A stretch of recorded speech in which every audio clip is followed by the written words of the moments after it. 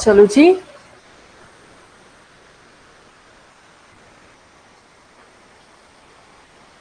Good evening everyone. जल्दी से start करेंगे सी प्रोग्रामिंग।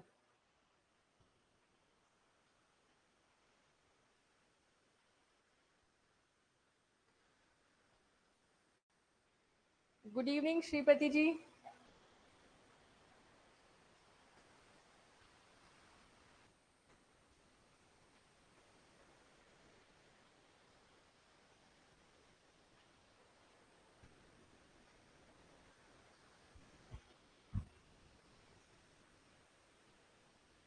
चलिए, गुड इवनिंग पूजा। सभी लोग इस क्वेश्चन का आंसर भी करें। गुड इवनिंग अनुज।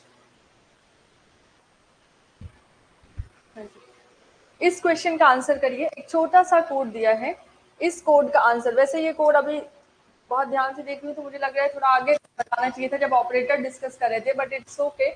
यहाँ पे भी आप इसको देख सकते हैं क्योंकि अनसाइंड भी आपका यूज होगा, है ना। ओके विजेंद्र, आप बहुत मतलब बहुत ऐसे घूमते रहते हैं, कहीं कभी हरिद्वार कभी खाटू श्याम। अच्छा है।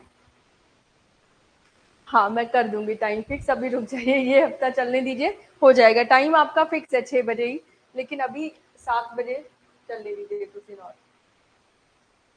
हाँ जी, इसका आंसर कर दो।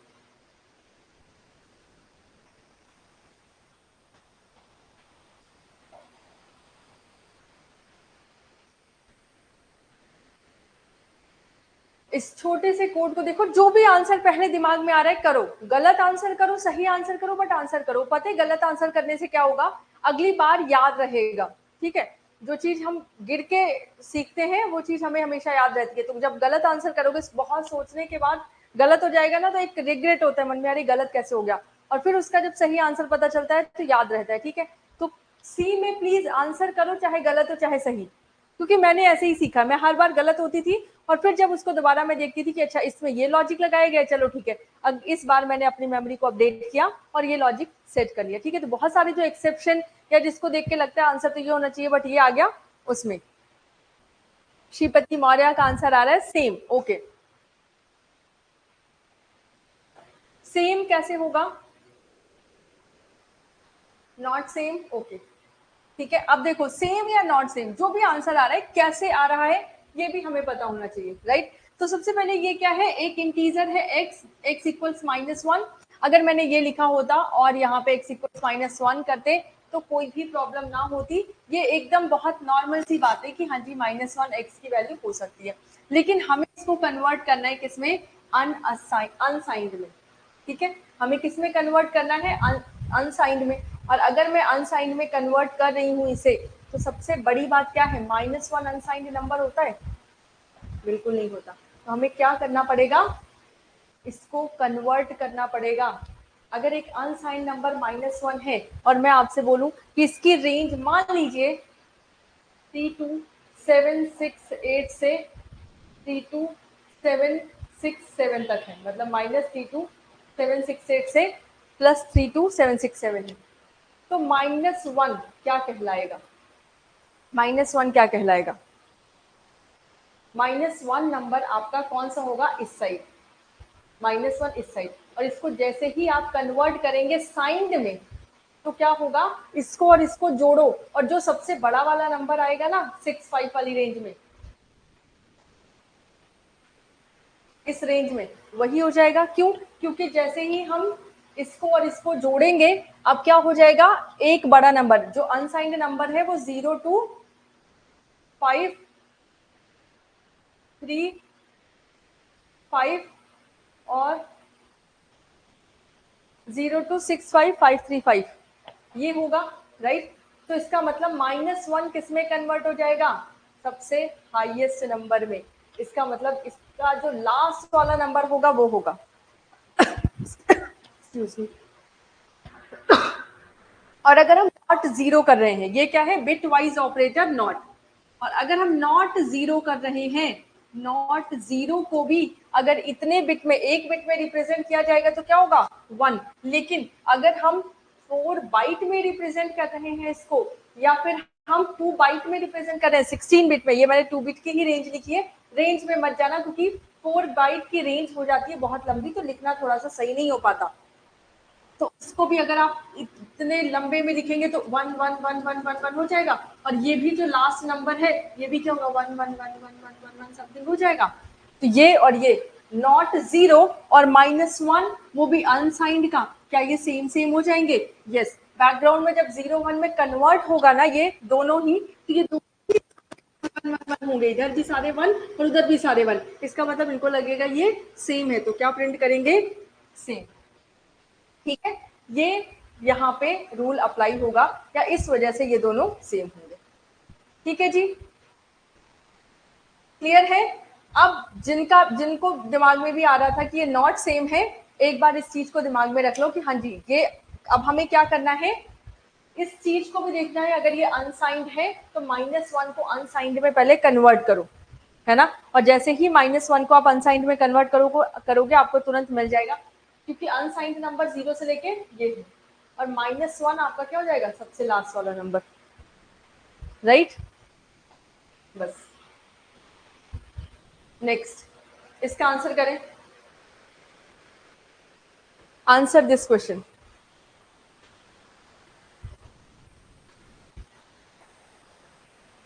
इस क्वेश्चन का आंसर कर दो पहले एक बार।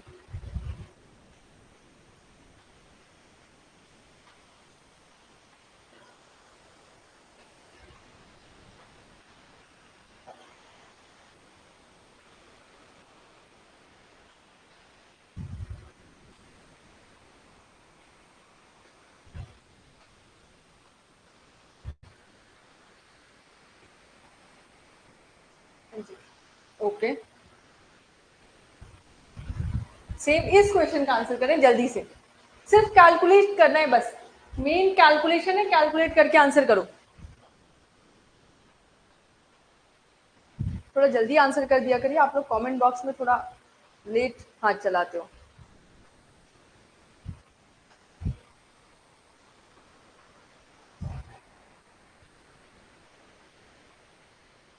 41.0, वेरी गुड। श्रीपति ने सही आंसर किया है। ये जो डॉट दिख रहा है ना, डॉट 2, इसका मतलब 2 के बाद 2 वैल्यूज होनी चाहिए, मतलब सॉरी डेसिमल के बाद 2 वैल्यूज होनी चाहिए। डेसिमल के 2 प्लेसेस तक हमने इसको फिक्स किया है, तो 9 इंटू 5 इंटू ये क्या है 5.0, ठीक है, तो ये हो जाएगा 9, राइट। या तो इसको ये पूरा हो चुका है कन्वर्ट फ्लोट में, क्योंकि एफ हमें चाहिए, तो ये मान लो 9.0 प्लस 32, तो क्या आ जाएगा आपका 41। लेकिन 41.0 ना होके 2 प्लेस तक, क्यों, कौन बता रहा है 2 प्लेस तक जाना है? वो ये बता रहे हैं, ठीक है।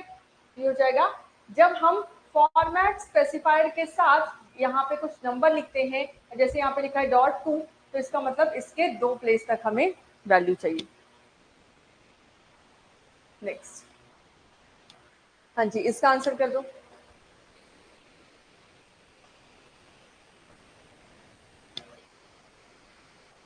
इंट में y इक्वल्स 10,000, y इक्वल्स 34, और उसके बाद हेलो वर्ल्ड, और हमने y को प्रिंट करना है। क्या प्रिंट होगा? क्या प्रिंट होगा इसमें से?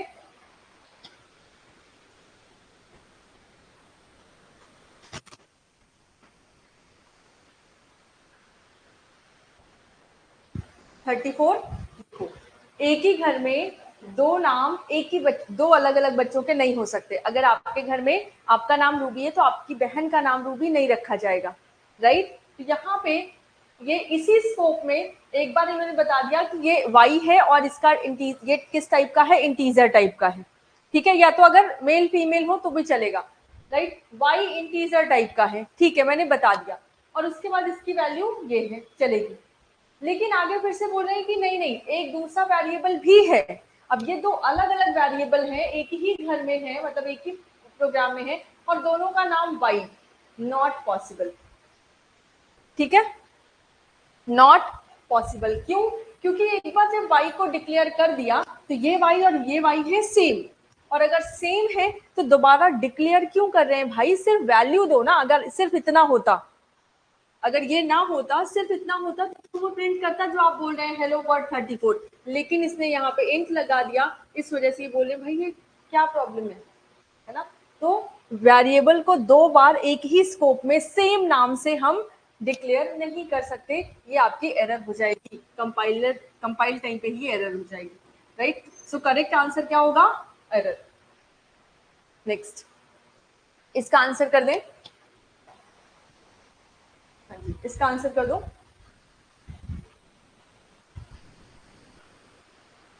इंट मेन, और यहाँ पे एक, ये आपका मेन यहाँ से स्टार्ट हुआ, फिर मेन एज अ वेरिएबल लिया और इसकी वैल्यू 3 रखी, और आपको प्रिंट करना है मेन, आपको प्रिंट करना है।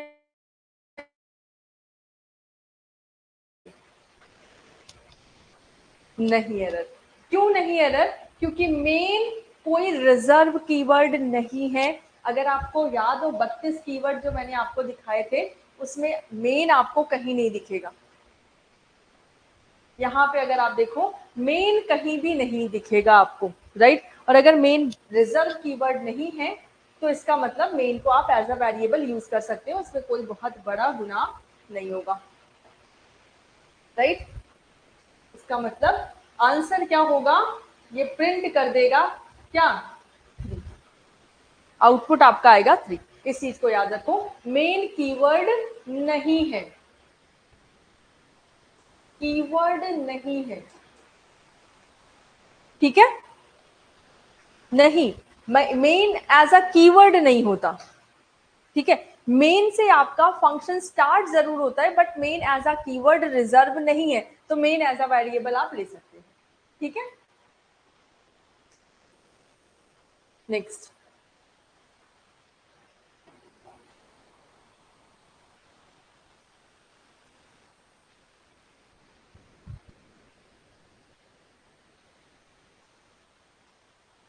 हाँ जी इसको देख लें, इसका आंसर कर दें।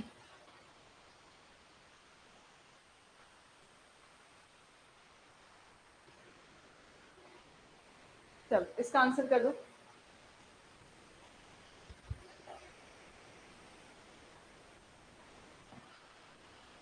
अगर मैंने आपको बताया कि शॉर्ट इंट का साइज, ये पहले से ही लिखा होगा आपके पास कि अगर शॉर्ट इंट का साइज 2 बाइट है, कैरेक्टर का साइज 1 बाइट है, और इंटीजर का साइज 4 बाइट है, तो इसका आंसर क्या आएगा।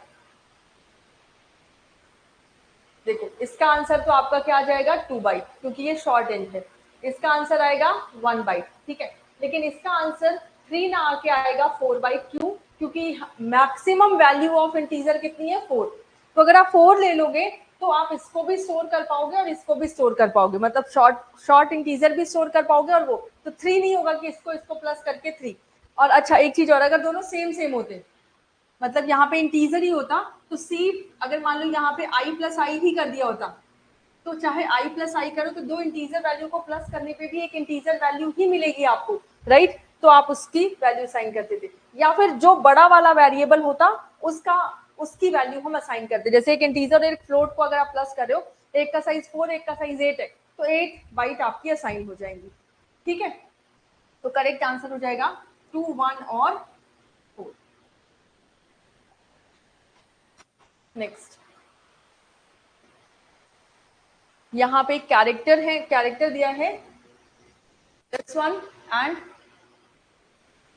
आपको प्रिंट करना है simple a. What would be the value of a. देखो जितने भी क्वेश्चन लेकर आएंगे उसमें कुछ ना कुछ आपको एक्स्ट्रा मिलेगा, और ये जानते हैं ये जो मैक्सिमम 20 से 25 या 30 क्वेश्चन कर लोगे जिसमें कुछ ना कुछ एक्सेप्शन या एक्स्ट्रा, या आपको लगेगा कि हाँ ये कैसे, उसके बाद आप जब सॉल्व करने बैठोगे तो ये चीजें दिमाग में रहेंगी, और जब दिमाग में रहेगा ना तो अपने आप आंसर करेक्ट हो सकते हैं आपके, ठीक है। नहीं, परसेंटेज डी ओके, यहाँ पे कोई दिक्कत नहीं है। अगर आप परसेंटेज सी लिखते हैं तो ये इसकी कैरेक्टर वैल्यू प्रिंट करेगा, और अगर मैंने परसेंटेज सी लिखा तो ये इसकी डेसिमल वैल्यू प्रिंट करेगा, सिंपल सी बात है, मतलब इंटीजर वैल्यू प्रिंट करेगा, ठीक है। अगर कैरेक्टर सी लिखते तो ये इसकी कैरेक्टर वैल्यू प्रिंट कर देता, जो भी कैरेक्टर वैल्यू होती है, अदरवाइज ये क्या प्रिंट करेगा, डेसिमल वैल्यू, अब बताएं, तो एरर तो नहीं आएगी इसमें। बस यहाँ पे एक चीज आपको ध्यान देनी है, कोई भी नंबर, देखो जब हम इंटीजर लिखते हैं तो इंटीजर हमेशा जीरो आगे लिखने का कोई मतलब बनता है क्या? नहीं। तो हमारी जो प्रैक्टिस होती है वो यही होता है कि वन, क्योंकि 0 1 भी तो लिखा जा सकता है लेकिन हम नहीं लिखेंगे, हम लिखते हैं 1 2 3, राइट।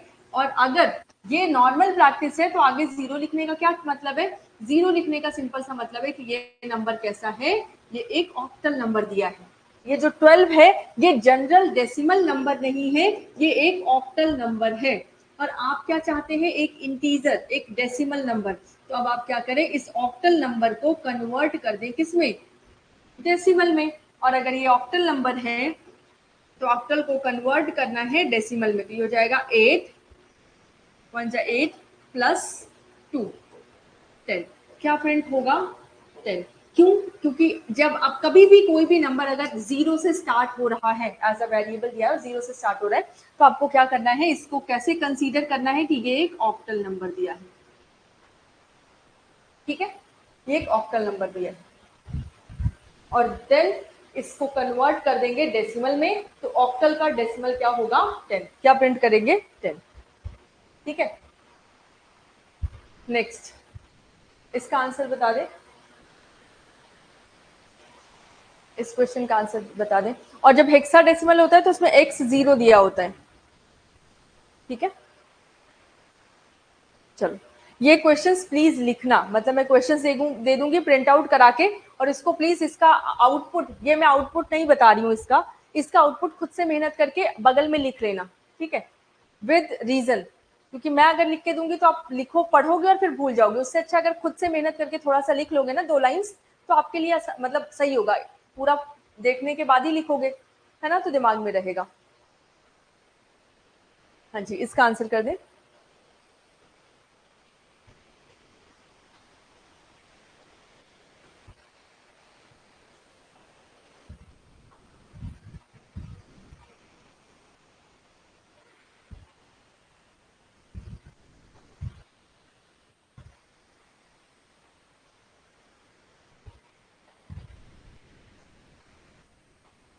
देखो एक -1 है, तो कभी भी माइनस जो इंटीजर होते हैं उनको हम टूज कॉम्प्लीमेंट में ही रिप्रेजेंट करते हैं। इस चीज को अपने माइंड में रखना कि जब भी माइनस में या साइंड नंबर है तो उसको बाइनरी में रिप्रेजेंट कैसे करेंगे?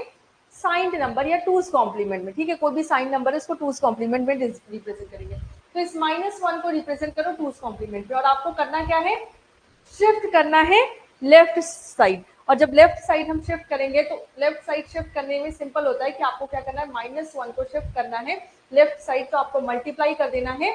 जिस कितनी पोजीशन? 4 पोजीशन शिफ्ट करना है, तो 2 की पावर 4 से आप मल्टीप्लाई कर दीजिए, वही आपका आंसर होगा। लेकिन -1 को अगर आप रिप्रेजेंट करेंगे किसमें? टूज कॉम्प्लीमेंट में, तो क्या आ जाएगा? 1 को तो हम ऐसे रिप्रेजेंट करते हैं। और एक चीज और, ये जो नंबर है ये कैसा है? इंटीजर। तो इंटीजर अगर मैं 2 बाइट ले रही हूँ, सिर्फ 2 बाइट की बात कर रही हूँ, अभी मैं इंटीजर 4 बाइट नहीं ले रही हूँ। ठीक है, क्योंकि अगर मैंने 16 बिट कंपाइलर लिखा, मैं अपनी आसानी के लिए नंबर छोटा हो इसलिए लिख रही हूँ। ठीक है, बाकी 32 बिट में 4 बाइट लेंथ होती है इसमें। 4 5 6 7 8 एंड 1 2 3 4 5 6 7 8। 1 को ऐसे लिख सकते हैं, अगर 2 बाइट में लिखना है तो इसका मतलब 1 मेरा लिख उठा, और 1 में मल्टीप्लाई करना है 2 की पावर 4, है ना। 1 इंटू -1, अब ये आपका क्या है? 1। इसको अगर -1 लिखेंगे तो ये क्या हो जाएगा? 1 1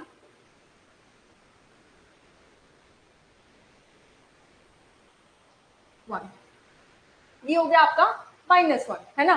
टूज कॉम्प्लीमेंट में लिख दोगे, यही आ जाएगा आपका कि सारे 1 हो गए। अब इसमें मल्टीप्लाइड बाई 2 की पावर 4 कितना? 16।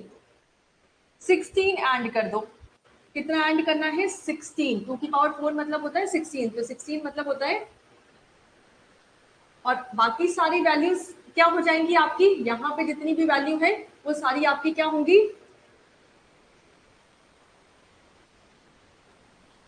सारी 0, राइट। 16 है ये। अब यहाँ पे देखो, जब 16 करेंगे तो ये वैल्यूज आपकी क्या आएंगी, और 16 का भी हम टूज कॉम्प्लीमेंट, क्योंकि ये जो टूज कॉम्प्लीमेंट में है तो ये आपका क्या हो जाएगा, ये इसका एंड करेंगे तो ये जो 4 बिट होंगी ये हो जाएंगी 0, बाकी इधर की सारी बिट हम कैसे लिखेंगे 1, ठीक है, बाकी सारी बिट आपकी 1 हो जाएंगी। तो 4 1 को हम क्या लिखते हैं f, फिर अगले 4 1 को f, फिर अगले 4 1 को f, फिर अगले 4 1 को f, राइट, 0, तो f 0 लिख सकते हैं, या फिर अगर आपका 8 बिट में है यही नंबर तो इसको आप ऐसे लिख सकते हो f मतलब 8 बाइट में 1 2 3 4 5 6 7, आपका आउटपुट ये भी आ सकता है और आपका आउटपुट ये भी आ सकता है, डिपेंड्स ऑन कंपाइलर। अगर 16 बिट कंपाइलर यूज कर रहे हो तो सिर्फ 2 बाइट आएगा, अदरवाइज 8 बाइट में आपका आंसर आएगा, ठीक है। इसको हमने शिफ्ट किया है कितना, 4 बिट्स, ठीक है। और जब 4 बिट शिफ्ट करेंगे, अब ऐसे भी समझ सकते हो, 4 बिट शिफ्ट करने का मतलब है कि ये बिट्स आपकी क्या हो जाएंगी 0, बाकी बिट्स आपकी क्या रहेंगी 1 ही रहेंगी, ठीक है। इतना 0, देखो मेमोरी में अगर आपका एक इंटीजर है, मैंने बोला एक इंटीजर है, ठीक है, तो इंटीजर को मैंने बोला कि 4 बाइट दिया जाता है, ठीक है, तो मेमोरी में 4 बाइट हर इंटीजर को दिया जाएगा, 2 3 4 5 6 7 8 9 10 11 12 13 14 15 16 17 18 19 20 23 24 25 26 27 28 29 30 32, राइट, 4 बाइट मतलब 32 बिट, है ना, एक बाइट में 8 बिट होती है, 32 बिट, और एक बिट का एक बॉक्स है, एक बिट का एक बॉक्स है, तो अगर आपको 0 भी स्टोर करना है तो इतना बड़ा स्पेस आपको दे दिया गया, अगर आपको 1 भी स्टोर करना है तो इतना बड़ा स्पेस दे दिया। अब 1 स्टोर करने के लिए यहाँ 1 आ गया, बाकी सब में तो 0 ही आएगा ना, बाकी सब में तो 0 ही आएगा। बस इस चीज को समझो, जो हम बना देते हैं ना कि ये हमारी मेमोरी है, एक बॉक्स, ये जो छोटा सा बॉक्स है उस बॉक्स को इतना बड़ा सा बनाया जाता है, वो बॉक्स इतना बड़ा सा होता है, क्योंकि एक नंबर नहीं, जैसे मैंने बोला कि अगर 3 अंकों का संख्या आपको लिखनी है तो आपको 3 अंक, भले उसके लिए 1 लिखना है तो यहाँ लिखोगे, लेकिन जब 100 लिखने की जरूरत पड़ेगी तो ऐसे ही लिखोगे, राइट, तो स्पेस तो इतना ही दिया जाएगा ना, तो बस वही, भले ब्लॉक इतना सा बना रहे हो कि यहाँ पे एक इंटीजर स्टोर हो रहा है, बट इस इंटीजर में 32 खाने हैं, ठीक है, बस ये है। अब ये चीज आगे के लिए भी माइंड में रखना। नेक्स्ट, इसका आंसर कर दें, इस क्वेश्चन का आंसर कर दें, var equals 20 int var equals var, this one, ये एक्चुअली लोकल ग्लोबल का, इस क्वेश्चन को बस 2 मिनट के बाद करते हैं, ठीक है, इसको होल्ड करो, इसको 2 मिनट थोड़ा सा पढ़ा लो, उसके बाद करते हैं, क्योंकि ये आगे का हो जाएगा, पहले इसको कर लो, पहले इस क्वेश्चन को कर लो, उसको 2 मिनट में करते हैं, थोड़ा सा पढ़ने के बाद करेंगे तो आंसर समझाने में आसानी रहेगी मेरे लिए। What of the following declaration is not supported in C language, क्योंकि उतना हम पढ़ चुके हैं तो वो मैं समझा सकती हूँ। हाँ जी, कौन सा डिक्लेरेशन है जो सी लैंग्वेज में सपोर्ट नहीं करेगा, तो स्ट्रिंग नहीं पढ़ाया मैंने, है ना, स्ट्रिंग तो उसमें होता है, जावा में हो सकता है, लेकिन स्ट्रिंग डेटा टाइप यहाँ पे नहीं पढ़ा हमने, तो अगर स्ट्रिंग डेटा टाइप नहीं है तो स्ट्रिंग टाइप का वेरिएबल ही कैसे डिक्लेयर कर लेंगे हम, डेटा टाइप ही नहीं है हमारा, तो ये नहीं होगा। बाकी यस, फ्लोट की रेंज आपकी e की पावर 38 तक जाती है, -38 to 37, तो ये तो हो ही सकता है 3e2, अगर हम फ्लोट को सिंगल प्रिसीजन या डबल प्रिसीजन, सिंगल प्रिसीजन में शो करते हैं तो e की पावर मेंटिसा और आपका क्या होता है एक्सपोनेंट, एक्सपोनेंट वाला पावर की वाला पार्ट e में लिखा जा सकता है, ठीक है। नेक्स्ट, इसका आंसर कर दो, हाँ ये मैंने आपको बताया हुआ, इसका आंसर कर दें। देखो पॉइंटर, ये मत डरना कि अभी पॉइंटर पढ़ा नहीं है, थोड़ा थोड़ा कॉन्सेप्ट जब हम करते हैं ना, क्या बोलते हैं, क्वेश्चंस करते हैं या इस तरह की प्रोग्रामिंग करते हैं, तो कुछ पार्ट आएंगे, उसको मैं इसी टाइम पे एक्सप्लेन करूंगी, जब पॉइंटर पढ़ेंगे तो और भी नई चीजें आपके लिए इंट्रोड्यूस होंगी, ये बहुत बेसिक सा पॉइंटर है, ठीक है, वो मैंने आपको बता दिया कि कैसे क्या काम करता है पॉइंटर। हाँ जी, इसका आंसर कर दें। देखो पहली लाइन ही गड़बड़ है, ये कुछ रिटर्न, ये होता है एम्प्टी, और जब भी हम वेरिएबल डिक्लेयर करते हैं तो हम ये सोच के चलते हैं कि इस वेरिएबल में आगे चल के मुझे कुछ लिखना है या कुछ वैल्यू स्टोर करनी है, तो पहली लाइन में ही गड़बड़ होगी। वॉइड नाम के दो वेरिएबल हमने डिक्लेयर कर दिए, आगे जाके ये कुछ रिटर्न ही नहीं करने वाले, तो नहीं गूंगे बहरे हैं, कुछ बताएंगे ही नहीं कि इनके अंदर क्या है क्या नहीं, तो इसी लाइन पे हमने गड़बड़ कर दी। और फिर इसमें जब मैंने जीरो रख भी दिया तो मतलब कैसे रख सकते हैं जीरो, और फिर ये वाला इनकी हिमाकत देखो कि ये इसको पॉइंट कर रहे हैं, इनको पॉइंट करने का मतलब ये एड्रेस रखेंगे इसका, और ये है वॉइड, रिटर्न कुछ करेंगे नहीं, रिटर्न करेंगे नल या नथिंग, और फिर प्रिंट भी करेंगे, प्रिंट नथिंग। इट मीन्स कि ये आपका क्या है, एरर दे देगा कि वॉइड टाइप का डेटा टाइप मत लगाओ भाई, अलाउड नहीं है। अगर कुछ चाहिए आउटपुट तो उसके लिए जो अदर डेटा टाइप्स हैं वो यूज कर लें। हाँ जी, इसका आंसर कर दें।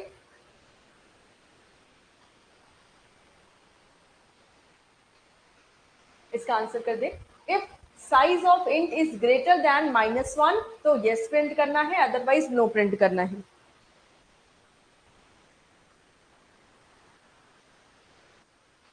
इसका आंसर कर दो।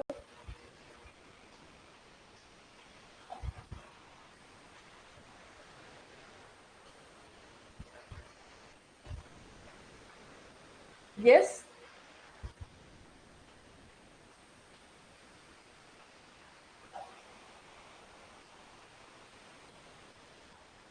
देखो साइज ऑफ इंटीजर, ये क्या रिटर्न करेगा, साइज ऑफ इंटीजर, और साइज ऑफ इंटीजर की वैल्यू क्या होती है 4, इसने रिटर्न कर दिया 4, और जैसे ही हम -1 लिखेंगे, और -1 का जरा टूज कॉम्प्लीमेंट निकालना, क्योंकि 0 1 में तो टूज कॉम्प्लीमेंट ही चलता है, तो -1 का जैसे ही टूज कॉम्प्लीमेंट निकालोगे, और -1 एक क्या है, इंटीजर वैल्यू दिख रही है, तो कम से कम कितनी बाइट लेगा, अगर 16 बिट है तो 2 बाइट, 32 है तो 4 बाइट, 4 बाइट लेगा। इसका मतलब -1 टूज कॉम्प्लीमेंट में लिखोगे तो सारे 32 बार 1111 लिख दो।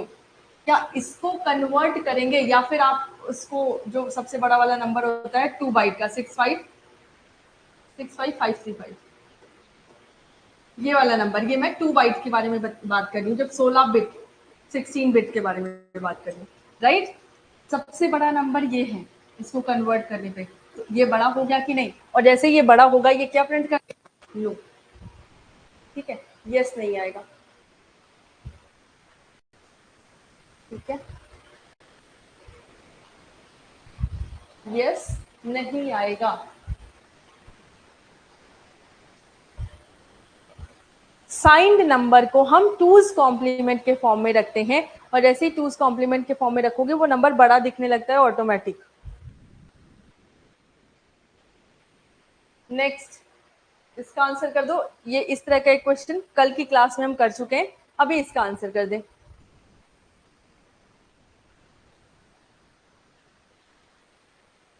Float x is equal to 0.1, f is equal to x equal equal, पहले हमने 0.1 असाइन किया x में, और फिर हम कंपेयर कर रहे हैं कि क्या x की वैल्यू 0.1 है, अगर है तो इफ प्रिंट करो, अगर नहीं है और x की वैल्यू 0.1 f है, मतलब ये आपका फ्लोट टाइप का कांस्टेंट बना दिया इसको, तो एल्स इफ प्रिंट करो, अदरवाइज फिर एल्स प्रिंट कर दो। क्या प्रिंट होगा? अनुज, रूबी, उमेश, एवरीवन, कौन सा प्रोग्राम?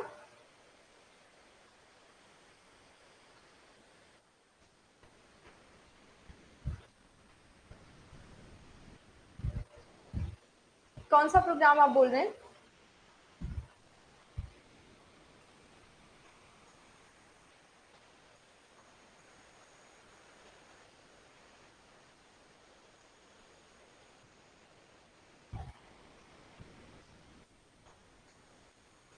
अच्छा ठीक है, एक सेकेंड।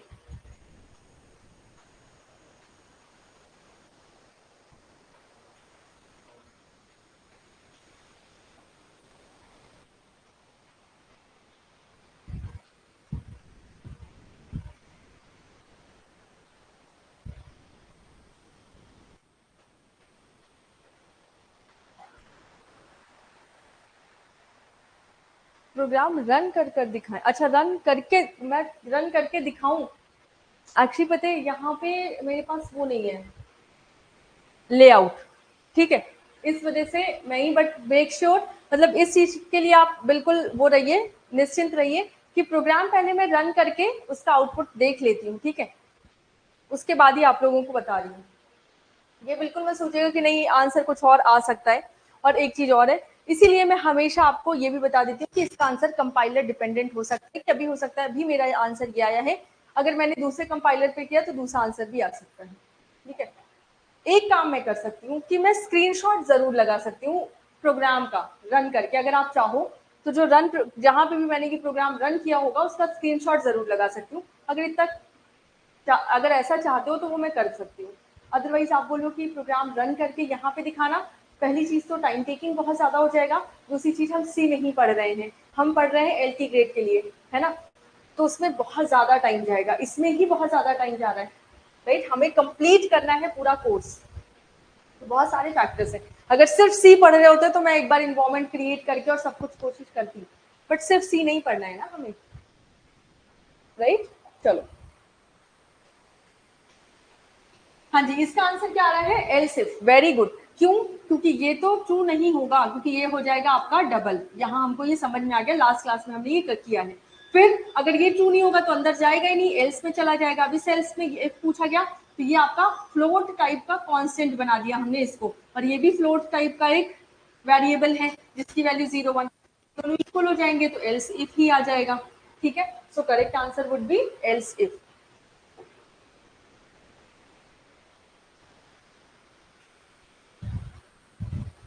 चलो,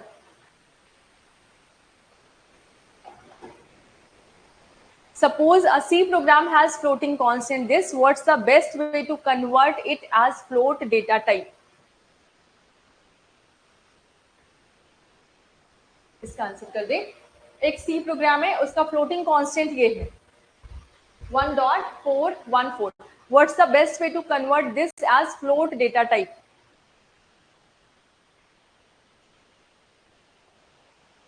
तो अगर फ्लोट कांस्टेंट है तो फ्लोट कांस्टेंट को रिप्रेजेंट करने के लिए हम ऐसे दिखाते हैं, तो इसका मतलब अब ये फ्लोट डेटा टाइप भी बन गया, ये चाहे ऐसे लिख दो चाहे ऐसे लिख दो, इसका मतलब है कि ये एक कांस्टेंट है जो कि फ्लोट डेटा टाइप का है, राइट। अदरवाइज अगर सिंपल ये लिख देते आप तो ये आपका कैसा होता? डबल टाइप का, राइट। फ्लोट कांस्टेंट को फ्लोट दिखाने के लिए हम उस तरह से करते हैं। चलो, इसका आंसर कर दो। Answer this question.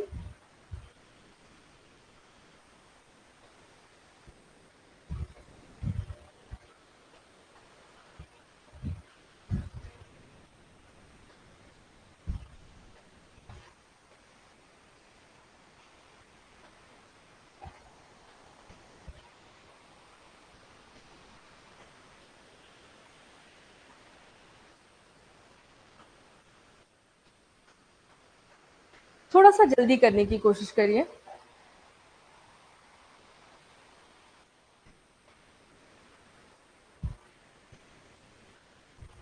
एक बिल्कुल, देखो इसको हम F से दिखाते हैं, डबल को हम LF से दिखा सकते हैं स्मॉल, और लॉन्ग डबल को हम कैपिटल L लिख लिया तो वो लॉन्ग डबल माना जाता है, तो फर्स्ट ऑप्शन ही आपका करेक्ट हो जाएगा, बाकी सब इनकरेक्ट हो जाएंगे।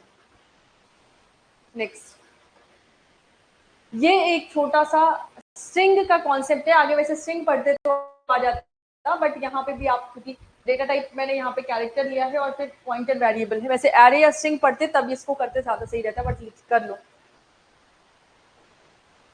इसको भी याद रखना, ये जितने छोटे छोटे प्रोग्राम अभी करवा रही हूँ ना, इन सबको प्लीज दिमाग में रखना, क्योंकि ये प्रोग्राम ऐसे हैं कि ये छोटे छोटे कॉन्सेप्ट अगर माइंड में रहेंगे तो आगे जो प्रोग्राम एग्जाम में आएगा उसको करने में आपको हेल्प मिलेगी।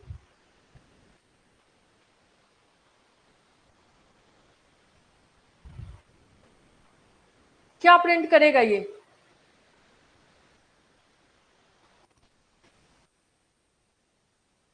देखो, अगर ये एक कैरेक्टर है और ये किस टाइप का वेरिएबल है? पॉइंटर वेरिएबल, ठीक है। पी एक पॉइंटर वेरिएबल है और किसको पॉइंट कर रहा है? पी एक वेरिएबल है पॉइंटर वेरिएबल, ठीक है। और ये किसको पॉइंट कर रहा है, तो ये पॉइंट कर रहा है एक स्ट्रिंग को, ये एक पॉइंट कर रहा है एक स्ट्रिंग को, राइट। नाउ अगर ये पॉइंट कर रहा है एक स्ट्रिंग को, इसका मतलब इस स्ट्रिंग को यहां से, स्ट्रिंग की अगर लोकेशन देखें तो ये P0, P1, P2, P3 हो सकती है। तो अब इस पॉइंटर में अगर मैंने देखा P0 या P1, तो ये लोकेशंस हो सकती हैं इसकी, और वैल्यू अगर रीड करनी है कि P0 की वैल्यू क्या है तो I होगी, P1 की वैल्यू क्या है तो N होगी। लेकिन मेरी बात ध्यान से सुनो, कभी भी एक पॉइंटर वेरिएबल, और ये इसके पास क्या है, इस स्ट्रिंग का बेस एड्रेस, मान लो इसकी लोकेशन है 100, तो यही एड्रेस इसके पास है, जहां से ये शुरू हो रहा है वही इसके पास है। नाउ इस चीज को ध्यान से समझो कि ये एक मेमोरी एलोकेट कर रहा है स्ट्रिंग के लिए, और ये कैसी मेमोरी कंसीडर की जाती है, ये सिर्फ रीड ओनली मेमोरी कंसीडर की जाती है। अगर आप चाहते हैं इसमें कुछ मॉडिफाई करना तो एक काम करो, पॉइंट मत करवाओ, एरे टाइप बना दो। यहाँ पे p को पॉइंटर ना बना के p का एक एरे टाइप बना दो, और फिर आप करते रहो एक्सेस, करते रहो वैल्यूज को चेंज। लेकिन अगर आप एक पॉइंटर बनाते हैं, पॉइंटर अगर किसी स्ट्रिंग को पॉइंट कर रहा है तो वो किस टाइप की मेमोरी होगी, रीड ओनली मेमोरी। इसका मतलब रीड ओनली मेमोरी में सिर्फ रीड कर सकते हैं, चेंज नहीं कर सकते। इट मीन्स ये क्या प्रोवाइड करेगा आपको, एरर नहीं होगा।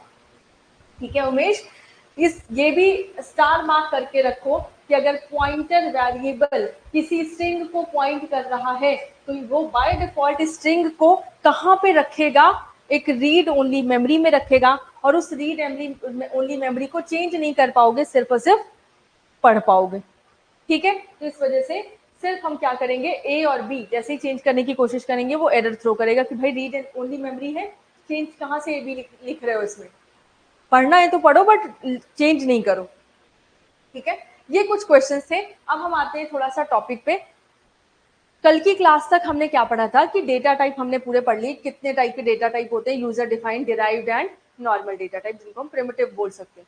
नाउ उसके बाद हमने वेरिएबल्स भी पढ़ लिया था कि वेरिएबल्स किस तरह से डिक्लेयर करना है, कैसे हो सकता है। नाउ एक चीज और है, हम वेरिएबल्स को भी क्लासिफाई कर सकते हैं। पहली चीज तो वेरिएबल आपका कैसे क्लासिफाई होगा, क्लासिफिकेशन यहां पे लिखते हैं,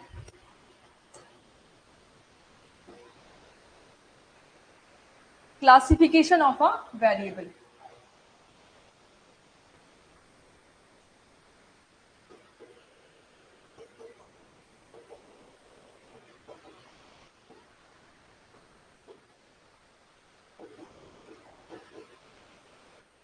क्लासिफिकेशन ऑफ अ वेरिएबल।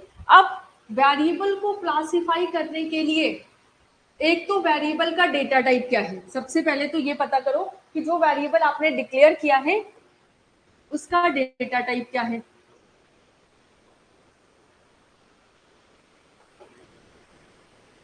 है ना, वेरिएबल का डेटा टाइप क्या है, तो वेरिएबल का डेटा टाइप इंट है, फ्लोट है,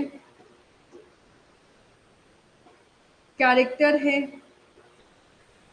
या डबल है। किस टाइप का डेटा टाइप है, पॉइंटर डिक्लेयर कर रहे हो, एरे डिक्लेयर कर रहे हो, किस टाइप का वेरिएबल आप डिक्लेयर कर रहे हो, तो उसके डेटा टाइप के अकॉर्डिंग पहली चीज तो आपने बता दी कि वेरिएबल आपका कैसे होगा। उसके बाद आप कुछ स्कोप के अकॉर्डिंग बताओगे कि वेरिएबल आपका कैसा होगा। इन्हीं वेरिएबल्स को हम स्कोप के अकॉर्डिंग भी देख सकते हैं, right, based on scope. Variable का स्कोप क्या है, स्कोप क्या होता है कि मतलब ये वेरिएबल सिर्फ और सिर्फ प्रोग्राम के अंदर ही काम करेगा या प्रोग्राम के बाहर भी काम करेगा, है ना, मतलब ये कहाँ तक सरवाइव करेगा। ऐसा तो नहीं कि सिर्फ इसी फंक्शन तक सरवाइव कर रहा है, अगर इस फंक्शन के बाहर गए तो इसको कोई पहचानता ही नहीं है, राइट। कुछ लोग होते हैं कि घर में भी वो सिर्फ अपने कमरे तक ही सीमित रहते हैं, राइट। तो बेस्ड ऑन स्कोप हम क्या बोल सकते हैं, वेरिएबल आपके लोकल हो सकते हैं और ग्लोबल हो सकते हैं, राइट। लोकल वेरिएबल्स हो सकते हैं और ग्लोबल वेरिएबल्स हो सकते हैं। अब ये जो लोकल वेरिएबल्स हैं, ये लोकल वेरिएबल्स आपके ऑटो वेरिएबल्स भी हो सकते हैं जो नॉर्मल जनरल वेरिएबल्स हैं, ये आपके स्टैटिक लोकल वेरिएबल्स भी हो सकते हैं, ये आपके क्या बोलते हैं इसको, रजिस्टर लोकल वेरिएबल्स भी हो सकते हैं, और कांस्टेंट लोकल वेरिएबल्स भी हो सकते हैं, है ना। लोकल वेरिएबल मतलब आपने विद इन अ स्कोप, जो भी स्कोप आपने दे दिया, चाहे वो फंक्शन का हो, चाहे मेन का हो, चाहे जो भी स्कोप आपने दे दिया, बस उसी स्कोप तक वो रहेगा, उसके बाहर नहीं जाएगा। ग्लोबल का मतलब पूरे फंक्शन में कहीं भी कभी भी इसकी जरूरत पड़ेगी ये दौड़ा हुआ आएगा, ठीक है। लोकल का मतलब हम स्कोप को लिमिट कर रहे हैं उसकी, ठीक है, आगे हम डिस्कस करेंगे। और लोकल वेरिएबल्स कौन कौन से हो सकते हैं, आपके ऑटो टाइप के हो सकते हैं। स्टैटिक वेरिएबल को भी हम एज अ लोकल डिक्लेयर करते हैं, लेकिन स्टैटिक वेरिएबल का जो स्कोप होता है वो मतलब जो लाइफ होती है वो थ्रू आउट द प्रोग्राम होती है, राइट। तो स्कोप के बाद हम based on the life time या ड्यूरेशन, कितनी देर तक ये रन करेगा, उसके बिहाफ पे भी हम कर सकते हैं auto, static, external and external हो गया, स्टैटिक हो गया, ऑटो हो गया, हाँ जी, यही सारे आपके क्या है, लाइफ स्पैन के अकॉर्डिंग हम इनको डिवाइड कर सकते हैं। रजिस्टर्स को भी लाइफ स्पैन के अकॉर्डिंग आप कर सकते हो, क्योंकि अगर लोकल रजिस्टर आपने डिफाइन कर दिया तो उनका लाइफ स्पैन कम हो जाएगा, और अगर ग्लोबल कर दिए तो उनका लाइफ स्पैन ज्यादा हो जाएगा, ठीक है। तो इस तरह से आप मल्टीपल पार्ट्स में डिवाइड कर सकते हैं। अब क्योंकि डेटा टाइप मैंने पूरा आपको पढ़ा दिया है, तो अब जो हम डिस्कस करेंगे वो सिर्फ स्कोप और लाइफ टाइम के बिहाफ पे हम इसको डिस्कस करेंगे। देखो यहाँ पे कुछ वेरिएबल्स मैंने मेंशन किए हैं, वन बाय वन इनके बारे में जाएंगे। ग्लोबल वेरिएबल्स क्या होते हैं, लोकल वेरिएबल्स क्या होते हैं, ऑटोमेटिक वेरिएबल्स। ये जो ऑटोमेटिक वेरिएबल्स है ना, ये हम यूज करते हैं, जितने भी वेरिएबल्स आप यूज करते हो कि इंट लिख दिया, सिंपल हमने इंट लिखा और एक्स, तो ये इसके आगे ऑटो लगा दो तो भी, नहीं लगाओ तो बाय डिफॉल्ट ये क्या है, ऑटो। तो सी प्रोग्राम में बाय डिफॉल्ट जो वेरिएबल्स डिक्लेयर किया जाता है वो किस टाइप का होता है, वो ऑटो टाइप का होता है, और उसमें कौन सी वैल्यू बाय डिफॉल्ट स्टोर होती है, वो गार्बेज वैल्यू स्टोर होती है, मतलब कोई भी वैल्यू हम स्टोर कर सकते हैं। नेक्स्ट स्टैटिक वेरिएबल, कि ये वेरिएबल जो वैल्यू, मतलब इतना अच्छा बच्चा है कि जो वैल्यू आपने दे दी उसको, जब तक आप उस घर में हैं या जब तक आप उस प्रोग्राम में हैं, वो आपकी इस जो भी आपने बोला है उसको फॉलो करेगा।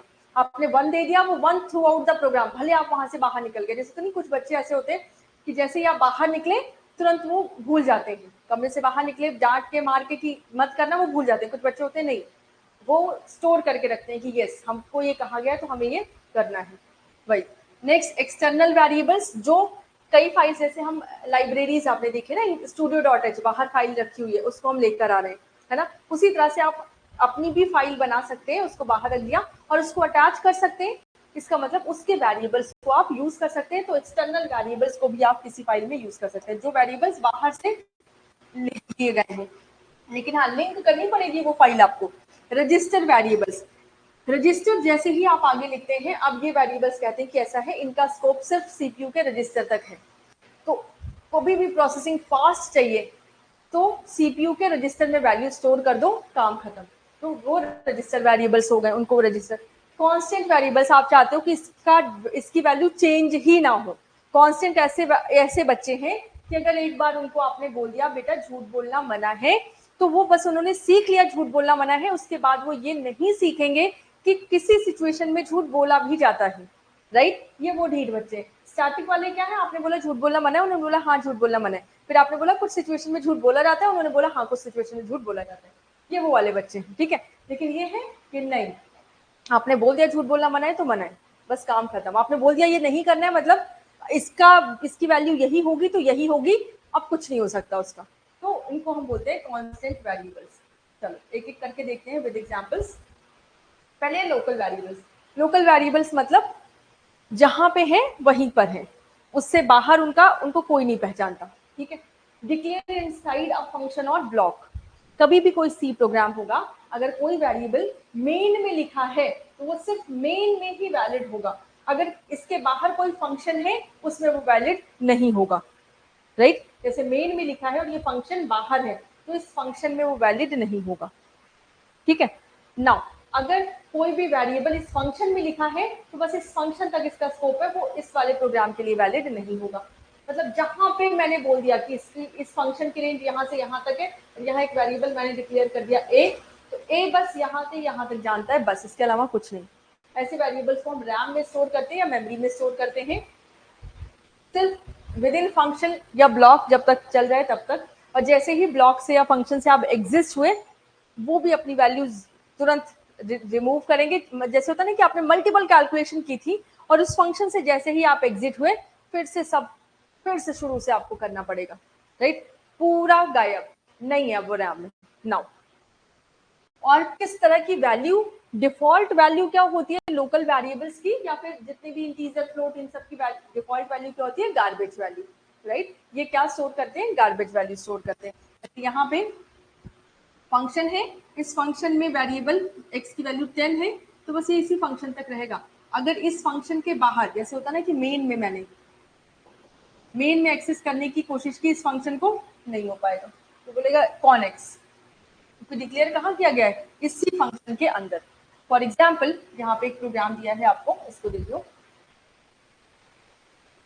This one. What is the output of this programme?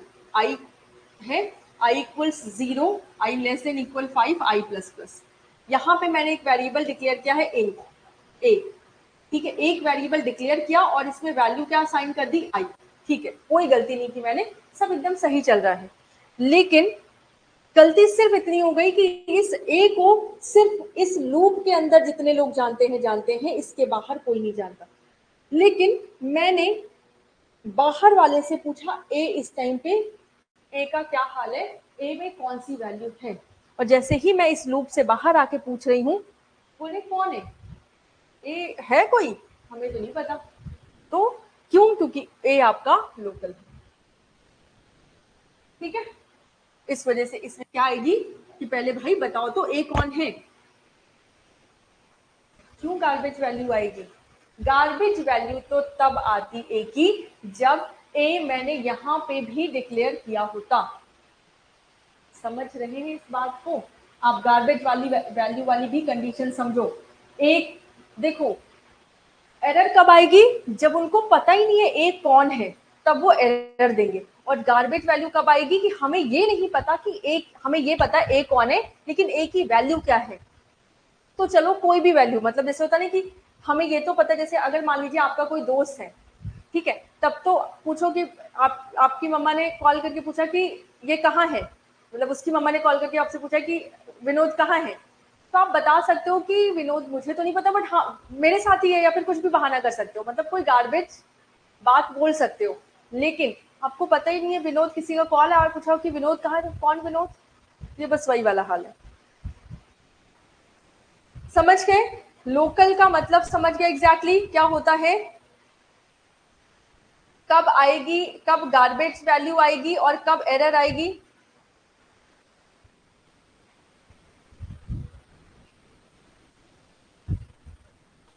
Error, बिल्कुल। गार्बेज वैल्यू देखो, इस केस में हमें ए यहां पे था और यहीं पे, ऐसा नहीं है कि ए की वैल्यू नहीं है। यहां पे अगर ये स्टेटमेंट अगर मैंने यहां किया होता, अगेन बहुत चीजें हैं, ये ऐसे लिखा हुआ है, एरर आ गया। क्यों? क्योंकि हमें नहीं पता ए यहीं पे डिफाइन हुआ, मतलब यहीं पे डिक्लेयर किया गया, और फिर आई की वैल्यू यहीं पे इसने स्टोर की और फिर खत्म। लेकिन अगर ये ऐसे होता, ये प्रिंट एफ स्टेटमेंट इसी के अंदर होता, तब ये ए को जानता है, तब ये ए की वैल्यू प्रिंट करता, राइट है ना?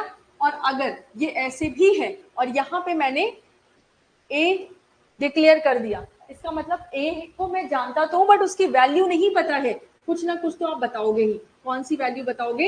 एक गार्बेज वैल्यू। ठीक है, ये हो गया आपका लोकल। चलो next, automatic storage class. Automatic storage class वो क्लास होती है जो आप यूज करते हैं। कोई भी वेरिएबल जो आप लिखते हैं कि ये इंट है, ये फ्लोट है, ये कैरेक्टर है, बाय डिफॉल्ट उसके आगे ऑटो वर्ड बिना दिख नहीं रहा है, लेकिन वो लगा हुआ है। आप लगा दोगे तो अच्छी बात है, अगर आपने नहीं लगाया तो भी वो बाय डिफॉल्ट क्या है? ऑटो है, और उसी को हम बोलते हैं automatic storage class. Storage class बोलो या ऑटो स्कोप बोल लो। By default all local variables are automatic, जितने भी लोकल वेरिएबल्स हैं वो सारे क्या होते हैं, ऑटोमेटिक होते हैं। Can be explicitly declared by using the keyword auto. Auto keyword का यूज करके भी आप डिक्लेयर कर सकते हो। रैम में स्टोर किया जाता है, इसको डिफॉल्ट वैल्यू गार्बेज है, क्योंकि लोकल अभी मैंने आपको एग्जांपल दिया ही, उसके आगे ऑटो नहीं लिखा था, लिखा भी होता तो भी वो गार्बेज ही देगा।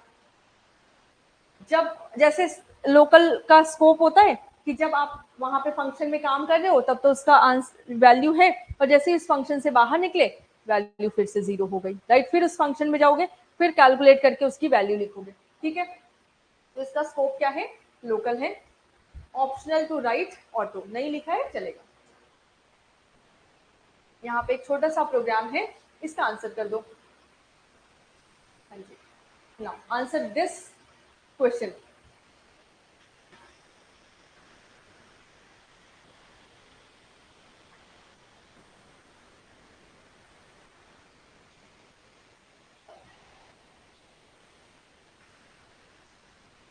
आंसर करो भाई जल्दी। रूबी, उमेश, जितने लोग भी जुड़े हैं, 11 लोग हैं, 11 आंसर आने चाहिए मेरे पास।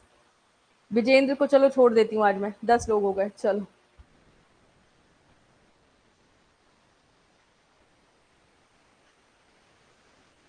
सिंपल। यहाँ पे अच्छा, ये थोड़ा सा प्रोग्राम समझ लो। देखो यहाँ पे मेन है, मेन के बाद ये फंक्शन आ गया है, तो मैं आपको समझा देती हूँ, आगे तो फंक्शन पढ़ना ही है। एक वेरिएबल डिक्लेयर किया, किस नाम से, नम के नाम से, ठीक है, कोई टेंशन नहीं है। शो ऑटो वेरिएबल एक फंक्शन का नाम है, और यहाँ पे हमने इस फंक्शन को कॉल किया है, ठीक है। जब सिंपल इसका नाम लिख जाए विद सेमी कॉलन, तो इसका मतलब इसको हमने कॉल किया है। इसको जब कॉल करेंगे तो ये जाएगा अपनी डेफिनेशन के पास, कहाँ पे इसको डिफाइन किया गया है। डेफिनेशन इसकी यहाँ पे लिखी हुई है। अब जैसे ही हम डेफिनेशन पे जाएंगे, ये ऑटो वेरिएबल, अब ये जो नम है, ये नम अलग है, इस नम से कोई मतलब नहीं है। ये यहाँ जाएगा तो इसको एक दूसरा वेरिएबल मिला, और उसका नाम भी क्या है, नम, ठीक है। ऑटो इंट नम, ऑटो नहीं भी लिखा है तो भी चलेगा, इंट नम, इसकी वैल्यू क्या है, 10। और ये फिर से क्या प्रिंट करना है, हमें नम प्रिंट करना है। तो नम की क्या वैल्यू प्रिंट करेगा, ये 10। आउटपुट क्या आ जाएगा, 10। बिल्कुल करेक्ट आंसर इज 10। 19 कहाँ से आ रहा है, जो भी ये वैल्यू है वो आ गई, ठीक है। 10 आंसर आ रहा है, चलो जी। अब इसका आंसर करो, अब इसका आंसर करो।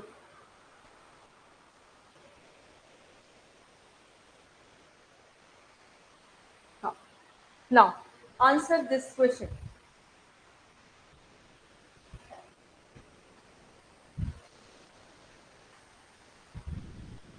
सेम क्वेश्चन फिर से है, बस मैंने एक काम किया है, जो आपका प्रिंट एफ वाला स्टेटमेंट है उसको ऊपर से हटा के नीचे कर दिया। अब क्या होगा,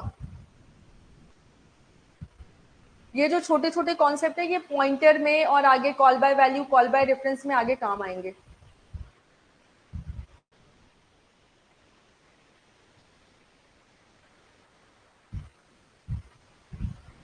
हाँ जी, क्या आएगा इसका आंसर,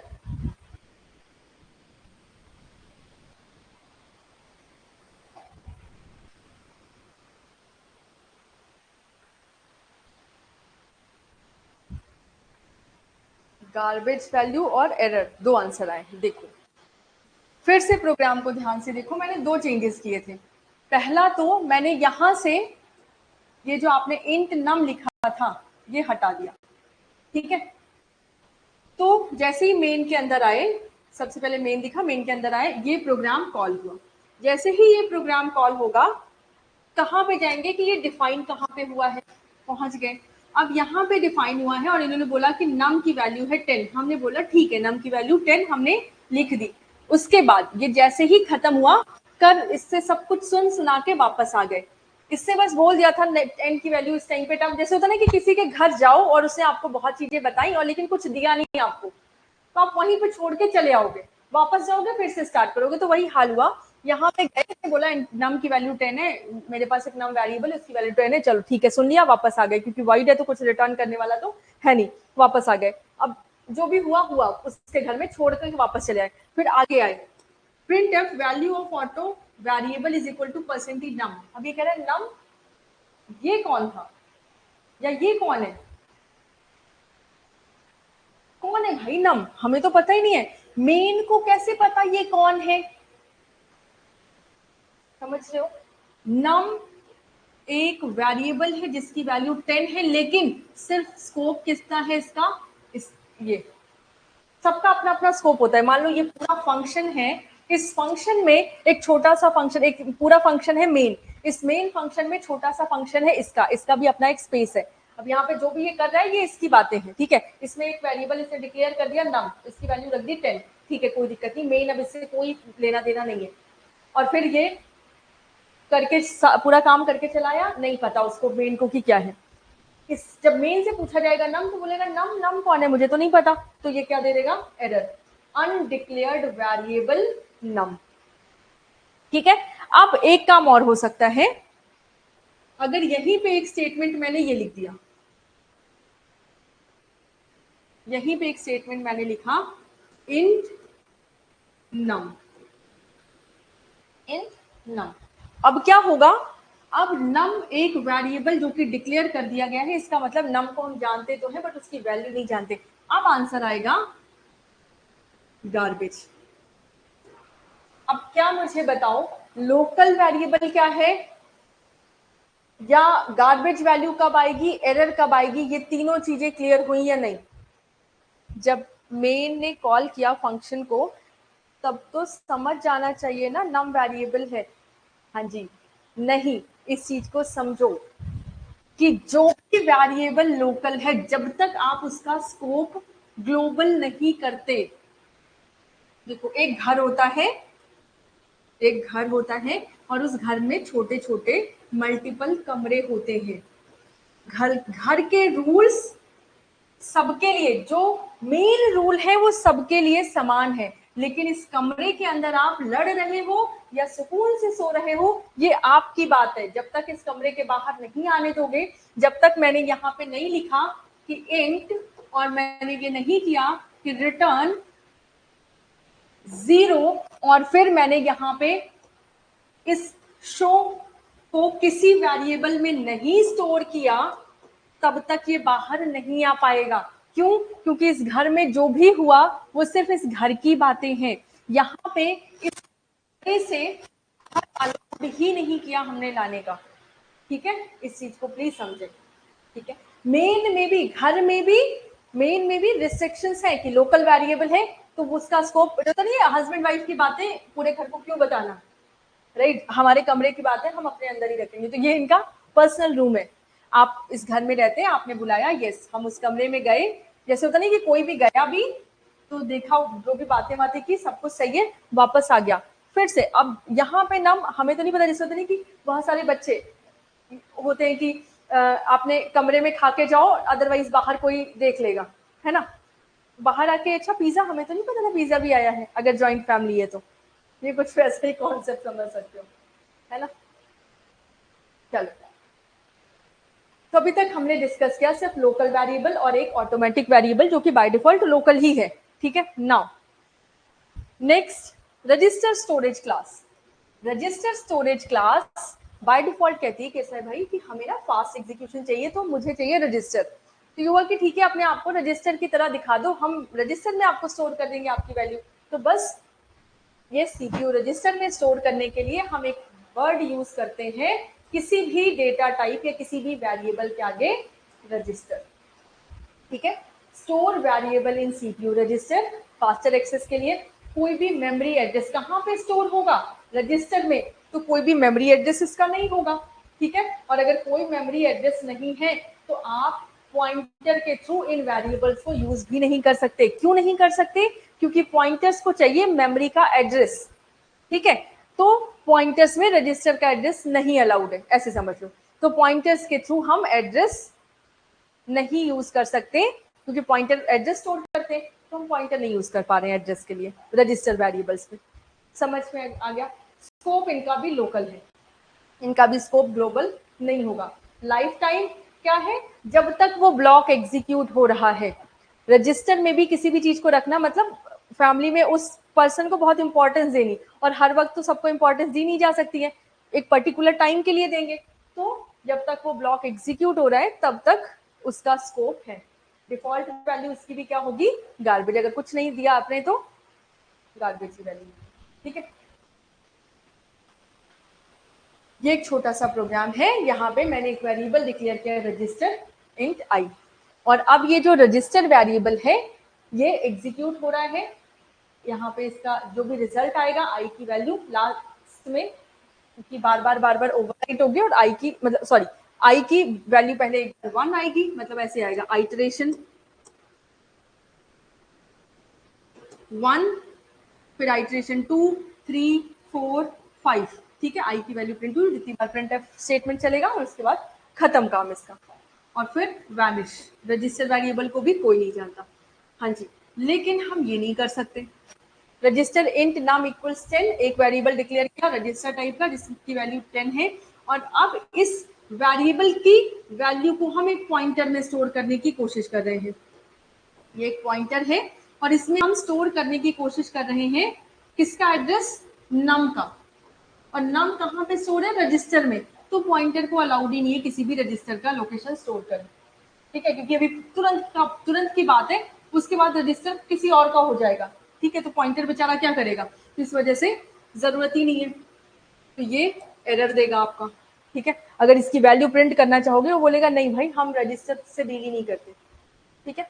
और ये हो जाएगी एरर। इस प्रोग्राम में क्या आएगा, एरर। क्यों आएगा ये मैंने बता दिया, इस चीज को प्लीज स्टार मार्क करके लिख लो, वैसे तो लिखा हुआ है। नेक्स्ट आपका है ग्लोबल वेरिएबल्स। ग्लोबल वेरिएबल्स भंडारा, घर का वो सामान या वो जगह या वो चीज जिसको कभी भी कोई भी कभी भी यूज कर सकता है, ठीक है। Now declared outside all functions usually at the top of the file. अच्छा, ये जो ऑब्जेक्ट ओरिएंटेड प्रोग्रामिंग है ये क्यों इतना सबसे ज्यादा सक्सेसफुल है, इस भंडारे की वजह से ही। यहाँ पे वेरिएबल या तो लोकल होता है या ग्लोबल होता है। ग्लोबल तो सब एक्सेस कर पाएंगे, लोकल तो सिर्फ वही फंक्शन एक्सेस कर पाएगा। लेकिन कुछ वेरिएबल्स ऐसे भी होने चाहिए कि भाई अगर हम आपके कमरे का सामान यूज करना चाहते हैं तो हमें इजाजत होनी चाहिए, भले आपसे पूछ के ही। तो इसीलिए वहां पे public private protected 3 access specifier बनाए गए, और इसी से बहुत सारी चीजें चेंज हो गई। इन्हीं से सारे कॉन्सेप्ट आते हैं आपके, इनकैप्सुलेशन, पॉलीमॉर्फिज्म और ये सारे जितने भी आते हैं, है ना, इनहेरिटेंस, ये सब, ठीक है। Now next is global variable, और ये प्रोसीजरल लैंग्वेज यहीं पे थोड़ा फेल होती है। Global variable declare outside all functions, जितने भी फंक्शंस हैं सबसे बाहर डिक्लेयर करो। पहली बात तो ग्लोबल बताना है तो सबसे टॉप। मेन में भी अगर आपने डिक्लेयर कर दिया तो मेन के बाहर कोई फंक्शन है तो वो नहीं यूज कर पाएगा। तो इससे अच्छा है कि मेन के बाहर करो, तो मेन के बाहर वाले फंक्शन भी यूज कर लेंगे। Accessible in all functions at the same file, उस फाइल में जितने भी फंक्शंस हैं सभी ग्लोबल को यूज कर सकते हैं। पूरे प्रोग्राम तक वैल्यू को रिटेन करके रखता है, throughout the program value retain. अगर आपने किसी भी ग्लोबल वेरिएबल एक्स की वैल्यू 1 कर दी तो जब तक प्रोग्राम है एक्स की वैल्यू 1 रहेगी, ठीक है। फिर 2 कर दी तो 2 रहेगी। नेक्स्ट जैसे यहाँ पे एक फंक्शन है, इस फंक्शन के बाहर ये वेरिएबल क्या है, ग्लोबल। मेन के अंदर ही, जैसे एक घर के अंदर ही 5 कमरे हैं तो आपने उस घर के ऊपर सबसे पहले मेन के अंदर ही लिख दिया तो वो भी ग्लोबल ही कहलाएगा, लोकली ग्लोबल बोल सकते हैं। और मेन के बाहर रखा तो वो तो ग्लोबल ही है, कोई भी यूज कर ले उसको। जैसे कि यहाँ पे मेन के बाहर मैंने एक पॉइंटर वेरिएबल डिक्लेयर किया विच इज ग्लोबल, एक पॉइंटर वेरिएबल अदर फाइल्स में भी एक्सेसिबल है, लेकिन उसके लिए एक्सटर्नल कीवर्ड यूज करना पड़ेगा, ऐसे नहीं। अदर फाइल्स के लिए भी आते हैं अभी अभी फिलहाल ग्लोबल, हमेशा याद रखो ग्लोबल वेरिएबल उस फंक्शन के सारी जितने भी सॉरी उस फाइल के सारे फंक्शंस के लिए अवेलेबल है। बाहर उस फाइल के बाहर अवेलेबल करना है अगर उसको, तो आपको क्या करना पड़ेगा, उस जिस फाइल में वो डिक्लेयर है उसको एज अ एक्सटर्नल फाइल लेके जाना पड़ेगा वहां पे। मतलब उसका हेडर इंक्लूड करो और फिर उस वेरिएबल को बताओ कि बाकायदा ये हमारे घर का नहीं है, ये इस फाइल से आया हुआ है, और उसके आगे कौन सा कीवर्ड लगाते हैं, एक्सटर्न, जो कि आगे आएगा। चलो इंक्लूड, हाँ जी, इसका आंसर क्या आएगा, इसका आउटपुट क्या आएगा, प्लीज थोड़ा सा ध्यान से देखो और बताओ मुझे इसका आउटपुट क्या आएगा।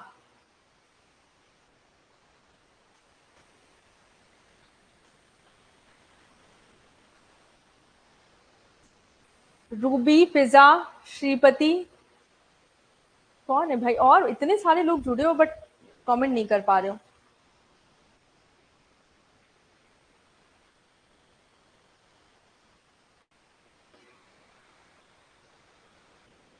प्लीज जल्दी से आंसर करो, क्या आंसर आएगा इसका? आउटपुट क्या होगा इसका? एवरीवन,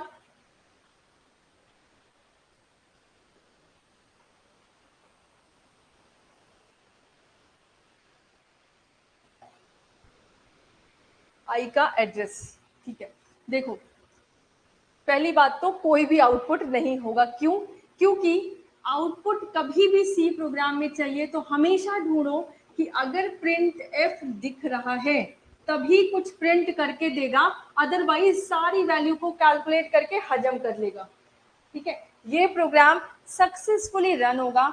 एक ग्लोबल वेरिएबल है p जो कि पॉइंटर टाइप है, इंट आई इक्वल्स 0 और उसके बाद p equals address of I. p में किसका एड्रेस स्टोर कर दिया हमने? i का, मतलब p में 0। p किसको पॉइंट कर रहा है? i को, मतलब 0। लेकिन ये कुछ प्रिंट नहीं करेगा। क्यों? क्योंकि हमारे पास प्रिंटफ स्टेटमेंट ही नहीं है। ये प्रोग्राम सक्सेसफुली एग्जीक्यूट होगा बट हमें कोई भी रिजल्ट नहीं देगा। ठीक है, हाँ जी बिल्कुल। चलो नेक्स्ट एक टाइप है आपका स्टैटिक वेरिएबल। स्टैटिक वेरिएबल क्या होता है? स्टैटिक वेरिएबल स्टैटिक कीवर्ड के साथ डिक्लेयर करते हैं। ठीक है, अब स्टैटिक वेरिएबल एक ऐसा वेरिएबल है जिसको आप पूरे फंक्शन में यूज कर सकते हो, लेकिन और उसकी वैल्यू जो है वही रहेगी जो आपने सेट कर दी। ठीक है, पूरे फंक्शन में आप यूज करो और उसकी वैल्यू वही रहेगी जो आपने एक बार सेट कर दी। ठीक है जी, चलो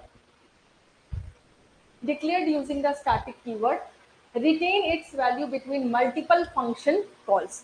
ये अपनी वैल्यू को जब जितनी बार भी उसको कॉल करोगे आप उतनी बार इसकी वैल्यू सेम मिलेगी।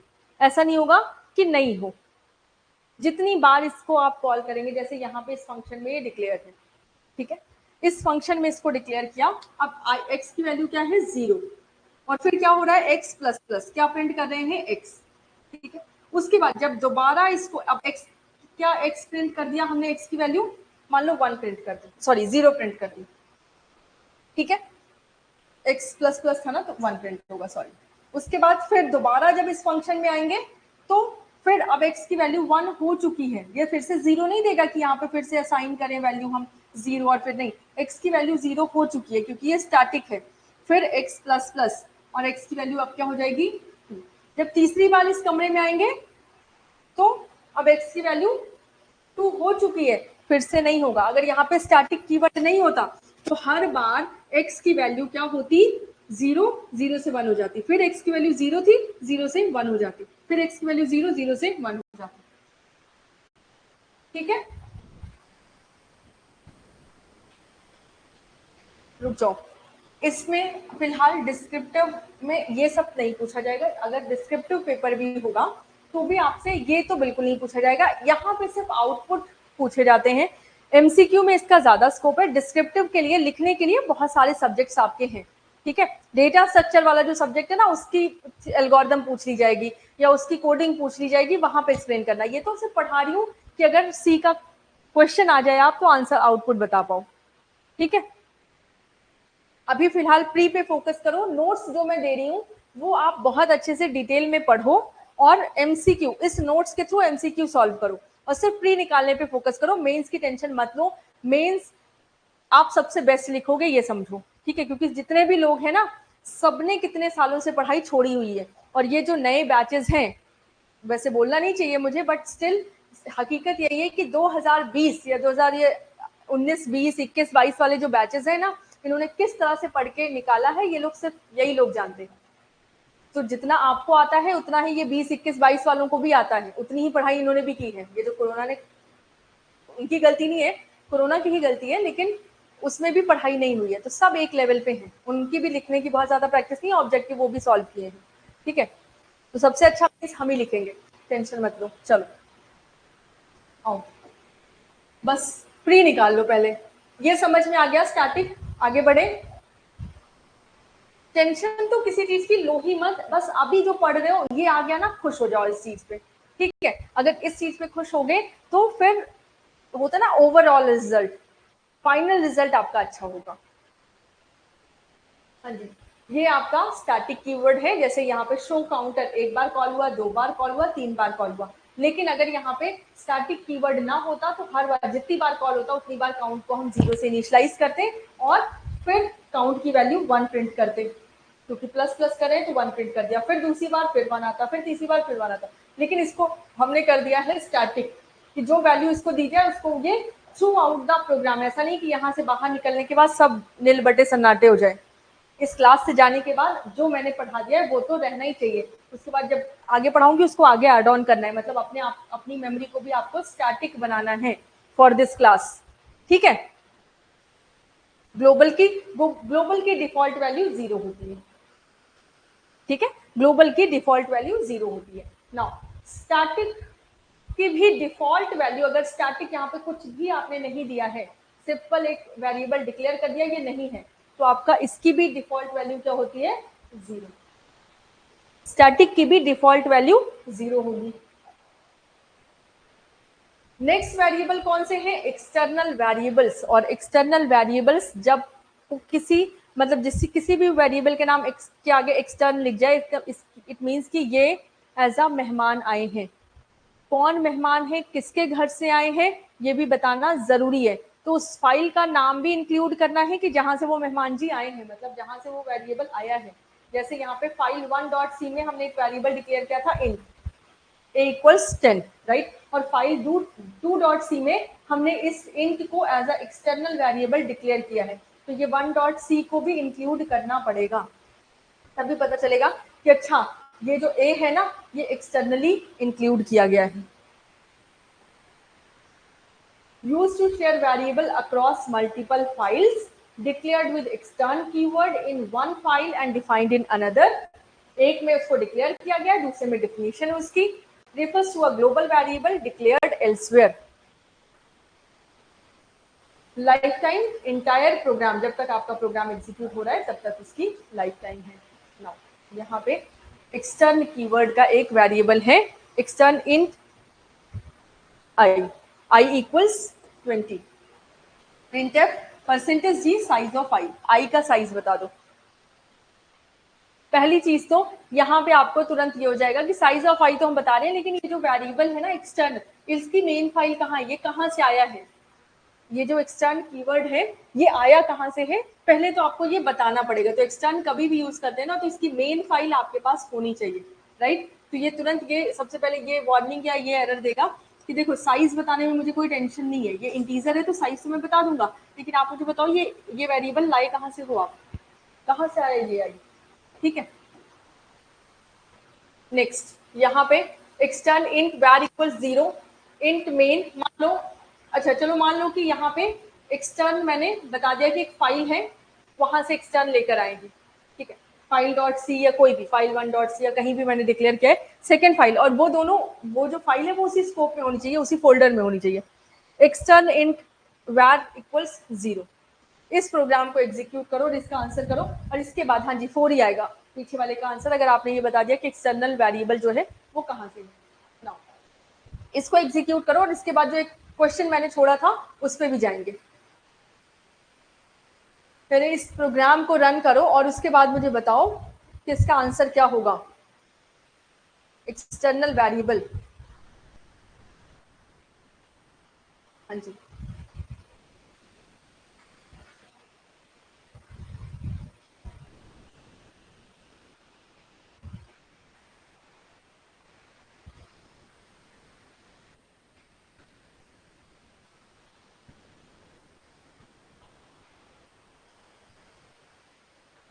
Ten, very good.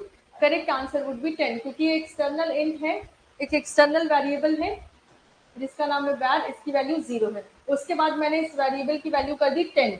ठीक है जी, कोई प्रॉब्लम नहीं है, इस वेरिएबल की वैल्यू हमने 10 कर दी और यहाँ पे ये क्या प्रिंट कर देगा 10, कोई प्रॉब्लम नहीं है। हाँ ये जरूर पूछेगा कि ये जो एक्सटर्नल है एक्सटर्नल कीवर्ड लिख रहे हो ला कहाँ से रहे हो, उसको उसकी फाइल बता दो, राइट। और ये आपको बताना पड़ेगा, ये क्वेश्चन में आपके मेंशन होगा कि एक्सटर्नल कीवर्ड कहाँ से है। अब पहले एक क्वेश्चन और हम कर लेते हैं, उसके बाद आते हैं आगे कॉन्स्टेंट पे।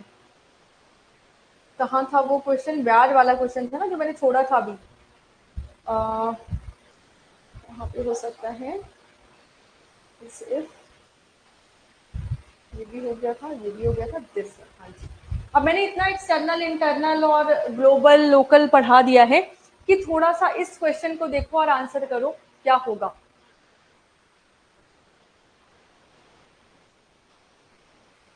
इस क्वेश्चन को देखो और इसका आंसर करो क्या होगा।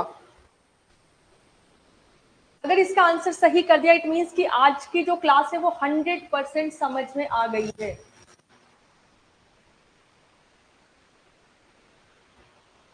अगर इसका आंसर आपने सही कर दिया इट मीन्स आपकी आज की क्लास आपको 100% समझ में आ गई है।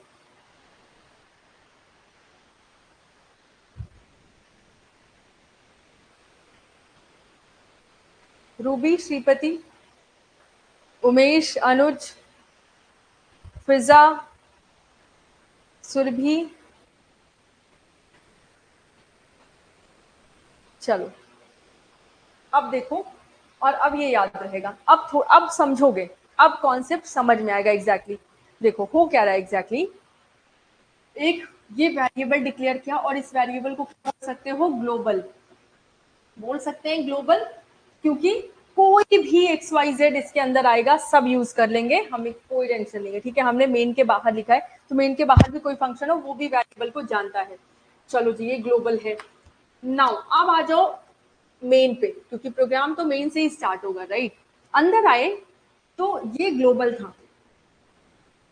ठीक है, ग्लोबल के अंदर एक फंक्शन है मेन। ठीक है, मेन है मतलब ये घर की पूरी बाउंड्री है और ये आपका मेन फंक्शन है। ठीक है, नाउ जैसे ही मेन के अंदर आए, अब मेन के अंदर एक वेरिएबल आपका डिक्लेयर है, बाहर भी एक वेरिएबल डिक्लेयर है जिसका नाम है वैर, सेम नाम है। ठीक है, और इसमें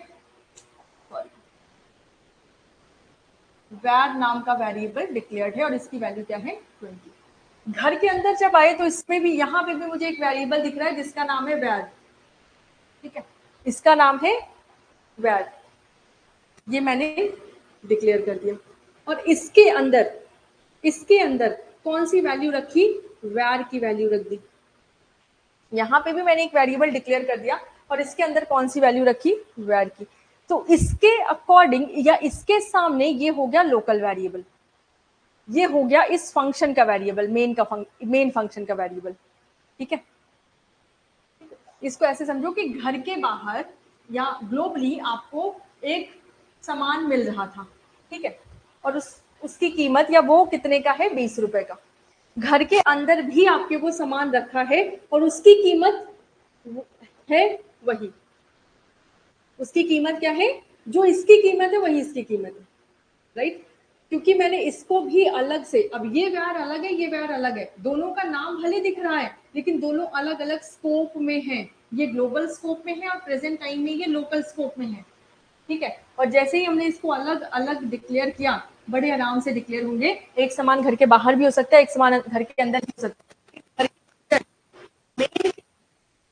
कोई इस मेन के अंदर भी कमरे होते हैं और इस कमरे के अंदर भी कोई, अगर आप वैर नाम का वेरिएबल डिक्लेयर करना चाहते हैं तो कोई भी प्रॉब्लम नहीं होगी, कोई जरूरी नहीं कि वो सामान सिर्फ यही हो सके। ठीक है, तो एरर तो नहीं आएगी, क्यों, क्योंकि ये आपका ग्लोबल है और ये आपका है लोकल। ठीक है, इसके रिस्पेक्ट में, क्योंकि मेन के अंदर एक फंक्शन के अंदर है। और जब हम दोबारा से डिक्लेयर कर रहे हैं इसको लोकली, तो ये वैल्यू इसके अंदर जाएगी, किसकी वैल्यू होगी, इसी वेरिएबल की। इसके अंदर वो रखा जाएगा जो इसकी वैल्यू होगी, राइट। और ये क्या प्रिंट करेगा, इसकी वैल्यू। और क्या हमने वैर को कोई वैल्यू दी है, क्या मैंने वैर को कोई वैल्यू दी है, नहीं। और अगर मैंने वैर को कोई वैल्यू नहीं दी तो ये क्या प्रिंट करेगा, गार्बेज। एरर क्यों आएगा बच्चे, एरर नहीं आएगा, ये क्या प्रिंट कर देगा, गार्बेज वैल्यू। ठीक है, अगर यहाँ पे मैंने इसकी वैल्यू 10 करी होती, जैसे इसकी वैल्यू 20 है, इसकी वैल्यू 10 कर देती तो इसमें 10 प्रिंट करता। ठीक है, अब समझ में आ रहा है।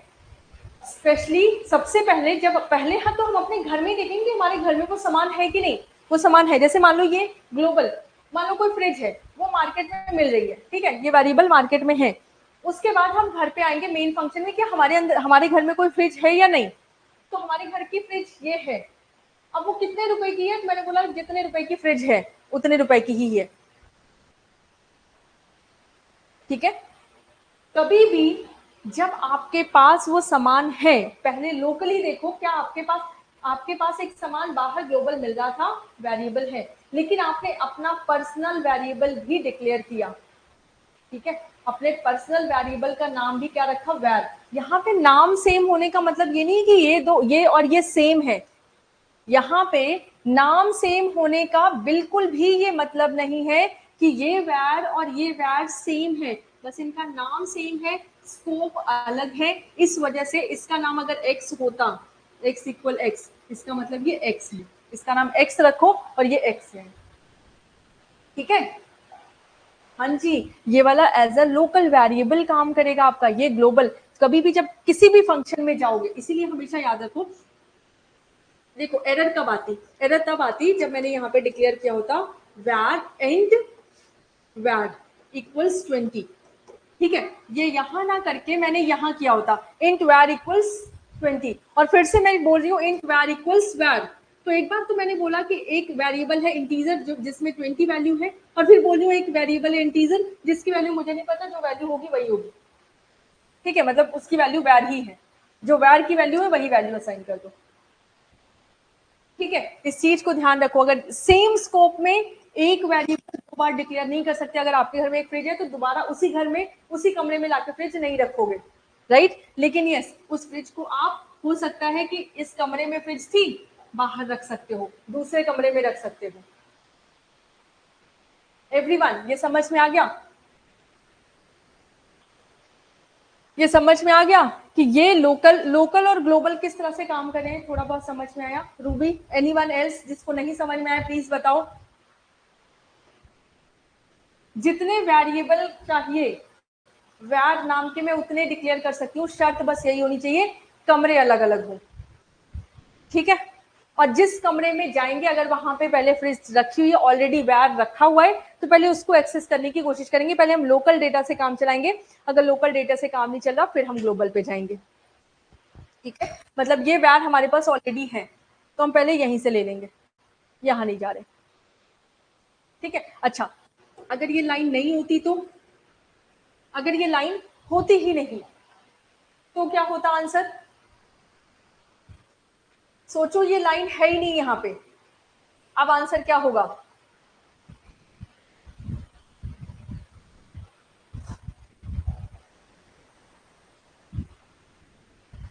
अब हमारे घर में फ्रिज नहीं है तो पड़ोसी वाले से ले लो, है ना। बस वही वाला केस यहाँ पे आप बोल सकते हैं।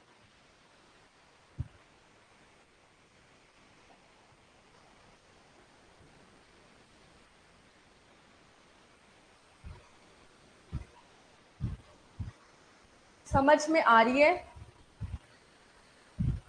20, very good, answer would B 20। ये समझ में आ रहा है क्या हो रहा है एग्जैक्टली exactly?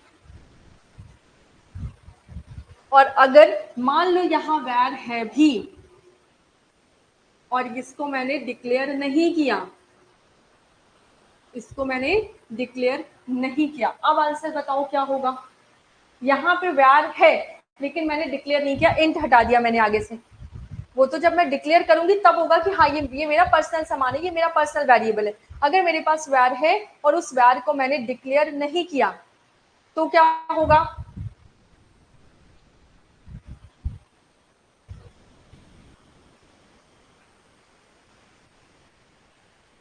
अब बता दो, अगर मेरे पास वैर नहीं होता और मैंने ये पूरा कोड लिख दिया, अब आंसर क्या आएगा आपका? अभी भी 20 आएगा, वेरी गुड, क्योंकि अभी भी हम इसी वैर को रिफर करेंगे क्योंकि हमने अपना कोई नया वेरिएबल नहीं क्रिएट किया। ये वैर यही है, ये तुरंत सर्च करेगा कि वैर कौन है। अब जैसे ही सर्च किया यहीं पे इसको मिल गया कि अच्छा वैर एक वेरिएबल है जो कि मैंने अभी अभी डिक्लेयर किया, इसी कमरे में डिक्लेयर किया, तो क्यों जाएगा बाहर ढूंढने? नहीं है तब देखेगा अच्छा ग्लोबली वैर को डिक्लेयर किया गया, इसकी वैल्यू 20 है, तो वैर इक्वल्स वैर की वैल्यू कितनी है? 20। चलो भाई 20 प्रिंट कर दो, बस यही है। नहीं बच्चे गार्बेज नहीं आएगा। सुरभि क्यों गार्बेज आएगा? क्योंकि वैर की वैल्यू 20 है ना। ये बोल रहे हैं वैर इक्वल्स वैर, मतलब वेरिएबल में वही वैल्यू है जो इसमें है और इसमें क्या है 20 है, बस यही है। ठीक है, समझ में आ गया। चलो ये प्रोग्राम इसीलिए मैंने छोड़ा था कि जब एक बार लोकल और ये सब हो जाएगा उसके बाद करते हैं ना। अब आ जाओ, आपका ये स्टोरेज क्लास हो गया, इससे क्वेश्चंस करोगे तो ज्यादा क्लियर होंगी चीजें। स्टैटिक हो गया आपका, है ना। एक्सटर्नल भी हो गया आपका, एक्सटर्नल का ये क्वेश्चन भी हो चुका है। हाँ जी, इस क्वेश्चन का आंसर क्या होगा? ये अच्छा हो चुका है 10। हाँ जी, constant variables. Next is constant variables. Constant variables क्या होते हैं? ऐसे वेरिएबल जिनको हमने बोला तो है कि तुम वेरिएबल हो, लेकिन खबरदार अगर अपनी वैल्यू चेंज की तो, है ना। हमने बोला तो है कि तुम वेरिएबल हो, लेकिन जो वैल्यू तुमको मैंने असाइन कर दी वही रहेगी, चेंज नहीं कर सकते हो। Those variables are called constant variables. तो खबरदार कर दो कि नहीं, वैल्यू चेंज नहीं करनी है तुमको, ठीक है। और अगर वैल्यू चेंज नहीं करनी है तो कोई भी अगर वैल्यू चेंज करने की कोशिश करेगा तुरंत एरर आ जाएगा।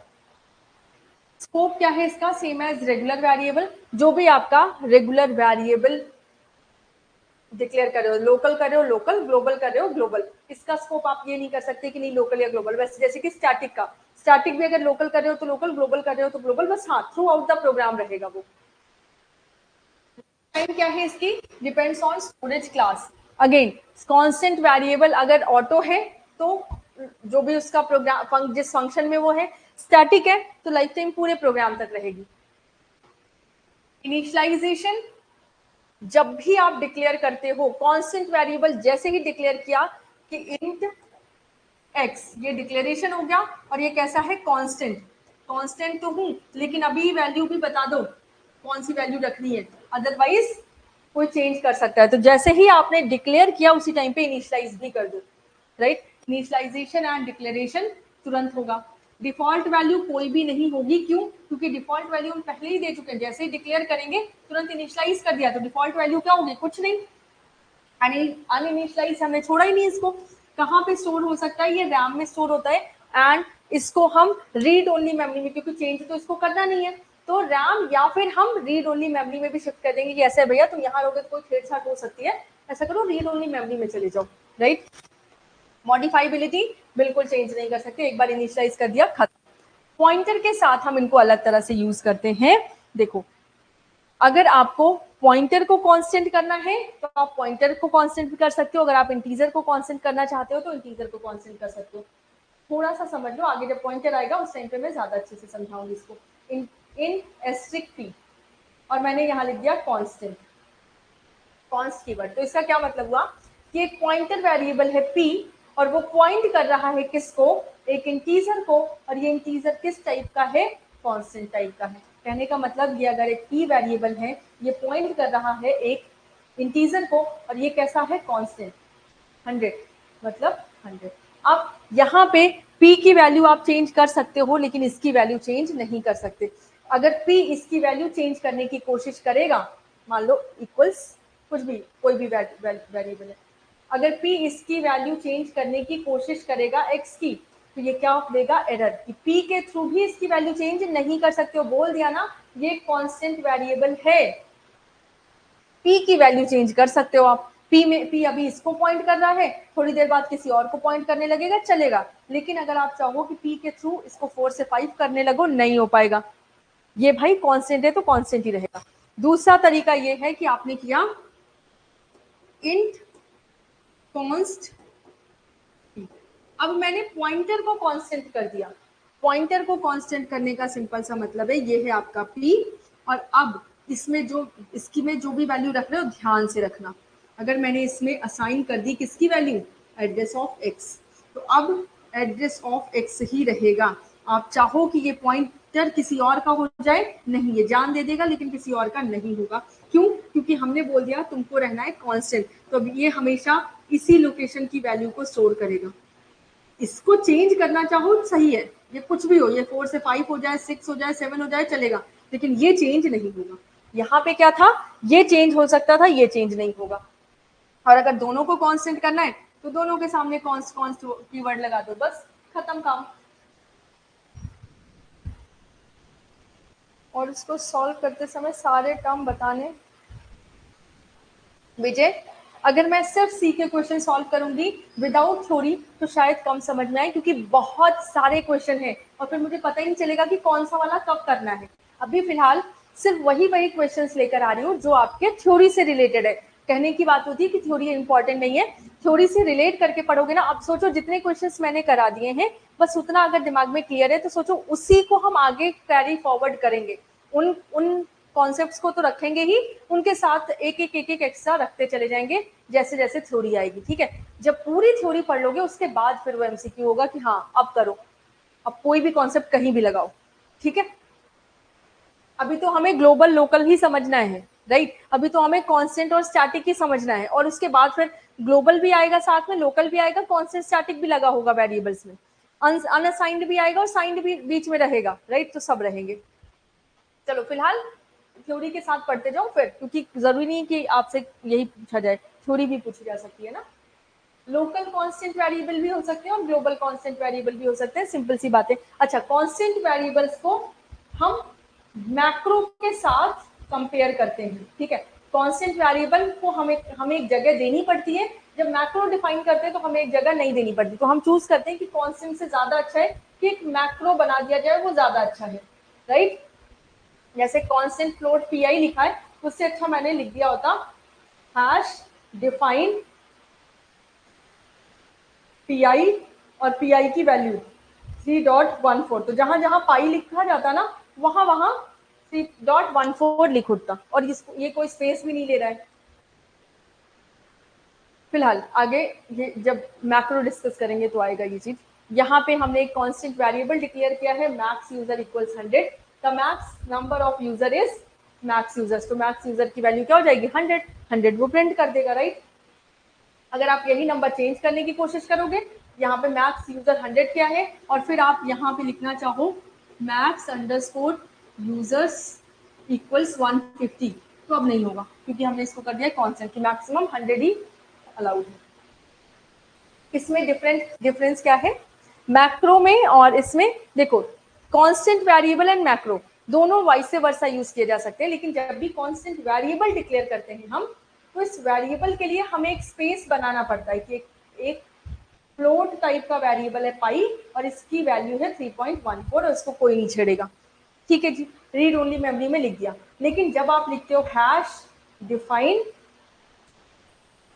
पाई 3.14, तो ये कहीं भी स्टोर नहीं है मेमोरी में, और कहीं भी अगर आप यूज करोगे तो बस ये क्या होगा, कंपाइल टाइम पे पाई की जगह पे क्या लिख उठेगा 3.14।